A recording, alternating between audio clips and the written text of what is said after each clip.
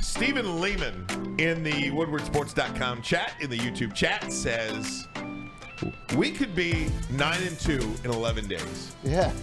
When you consider that, wow. Right? I mean, think about that. Wow. Maybe we should play a little A, B, or C. You guys ready? I'm ready. Wait, let's lay out the next 3 games. Okay, so you have the Chargers on the road on Sunday. And then you come back the following Sunday and play the Chicago Bears. And then 4 days after that, on Thanksgiving Day, you play at home against the Packers. 3 games in 11 days beginning on Sunday. So we'll go around the room. Is it A, B, or C? A, 9-2. B, 8-3. C, 7-4.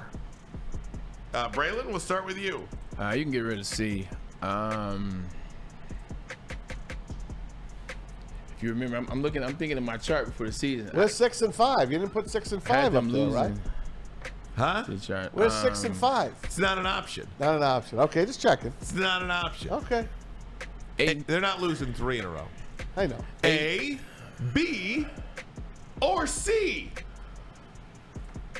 9-2, 8-3, or 7-4. I go B. So you think they lose one of the next 3? I go B. No. Okay. Which one do you think they lose? Do you have any idea? Today is Thursday. You know, so I might tell you that tomorrow. Oh, okay. No, I'm just messing with you. This is an iffy game by Maz. You know, Maz called it out. If you remember before the season started, I had them losing to the Chargers. So I'm sticking to my sheet. My sheet has been perfect throughout the season. I cannot believe. I think that is worth a mention, by the way. I appreciate that. Thank you. In the game-by-game selections that we did this year, prior to the season, Braylon has pinpointed. Braylon called 13-4 or 14-3. 13-4. 13-4, and has hit the first 8. Pretty darn good. Yeah, I think we should highlight that. So you're saying B, 8-3. Yeah, I'm going 8-3. Maz? I'm going to second that. I think Braylon's right. Matter of fact, I had to make my picks for the week. You got to pick all the games in this one pool I'm in. And the Lions are a road favorite. What do you say about home dogs? I hate betting against a home dog. Yeah, this feels like a different NFL. I know. So I'm going to just say they lose this week and they win the next 2. 8-3. Parker, you want in on this? Sure.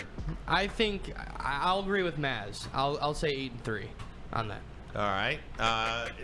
You got to lose to the Chargers as well? No, I think they're going to drop. I have a feeling that this Thanksgiving game might not go the way we want it to. Okay. Ooh.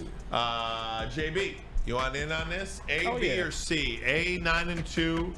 B, 8-3. C, 7-4. Don't be afraid to go for Michael Strahan. Go for it. We've You got know what he's picking. 3 Bs so far. He's picking A. Make that 4 Bs. Oh! But we 4 either Bs. lose to the Chargers this Sunday or we drop a game to the Bears. The Bears. Okay. So, Makes you lone wolf. we'll just end with me. The Lions are going to beat the Chargers. And then there is something about this team that is, they do not, it's a different football team, guys. Yeah, it is. They play an inferior team, and they do what they did against Carolina to them. They do what they did on that Thursday night in Green Bay to the Packers, where that was never in doubt, that game.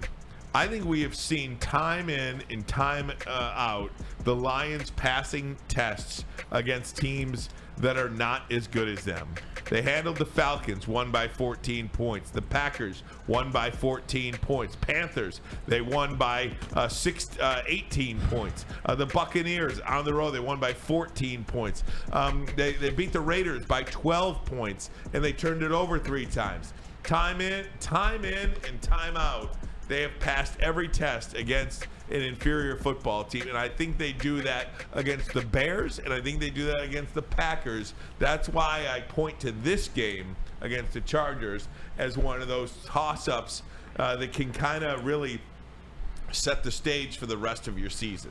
You're absolutely correct. Every time the Lions this season have played teams that are inferior or played teams that you know they should beat, they beat those teams handily, and they eventually got to a point where in the fourth quarter, with plenty of time left, you know that game was over.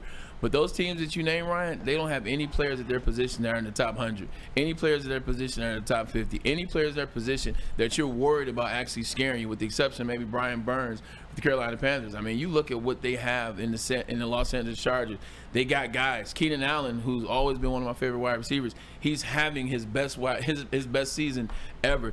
Justin Herbert, look, he's not playing very well right now, but he definitely could turn it on and have one of those games. They have Joey Bosa. They have Khalil Mack. So they have players. That's what's different than those other teams that you named that they're better than. Because I agree with you. Lions are a better team than the Los Angeles Chargers. But they definitely got some players over there. So this isn't going to be a walk in the park. This isn't like playing against first-year quarterback Bryce Young. This isn't playing like Atlanta Falcons and you don't know who's going to be the quarterback. This isn't playing Jordan Love. This isn't playing those teams. This is playing against a team that sometimes they look like the best team in the AFC West, and then other times they look like they could be one of those teams in the NFC South. So which Chargers team comes to the front this Sunday?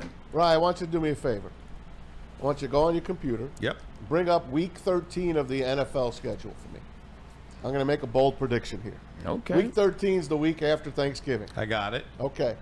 What are the primetime games that week? The Thursday night matchup is Seattle at Dallas. Okay, great one. What's the Sunday night game? Kansas City at Green Bay.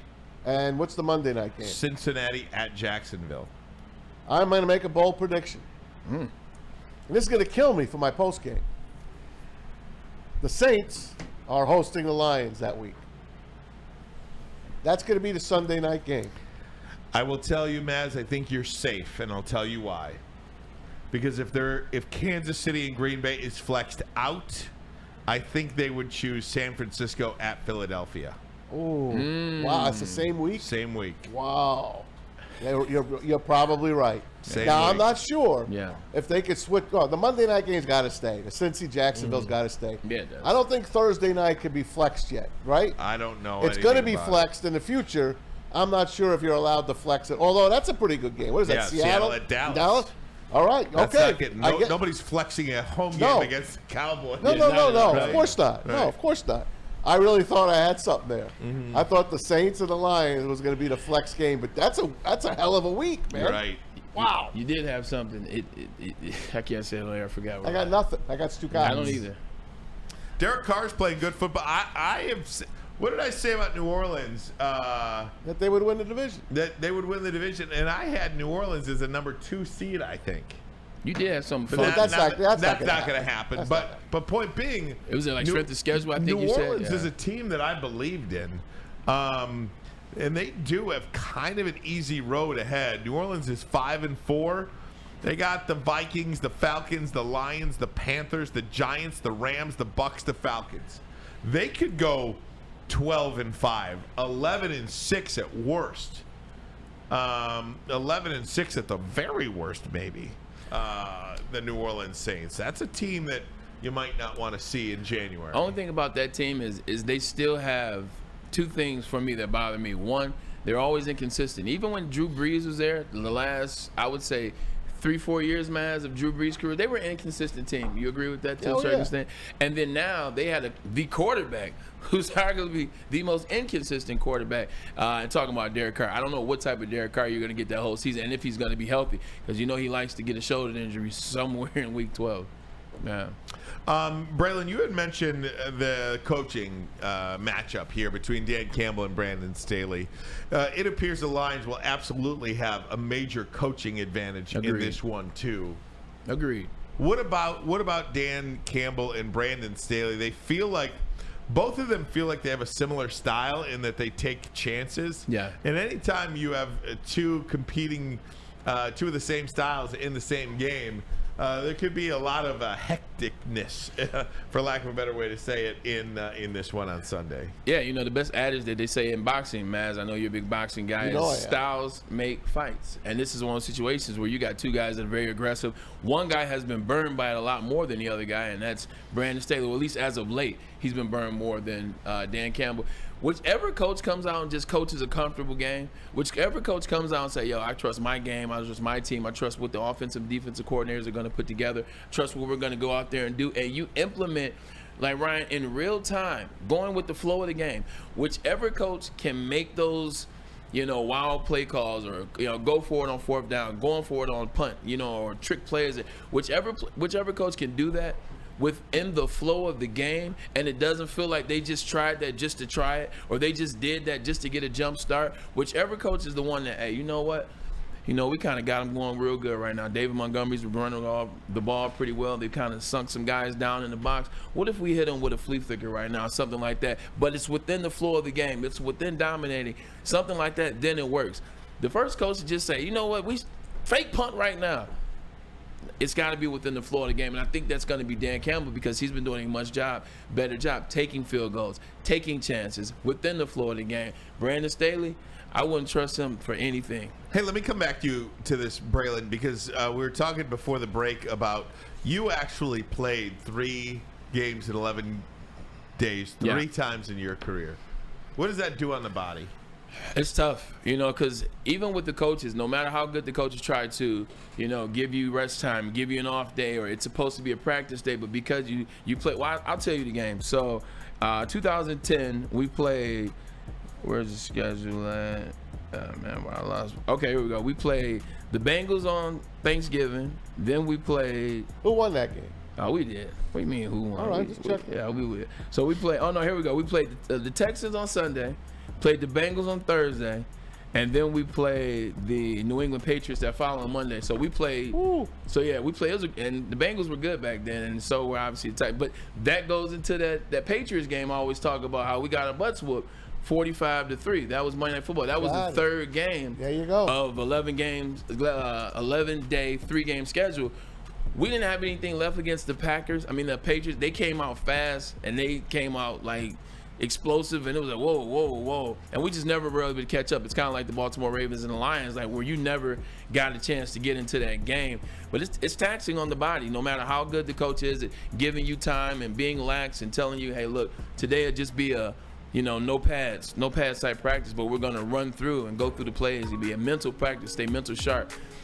It's taxing. How good is Dan Campbell going to be as a former player that has been through this system before, and he understood how his body felt at those times? How good is he going to be at not practicing, getting the mental work in, knowing when to lay back a little bit? It's going to be up to Dan Campbell and those coaches on how they go mental versus physical.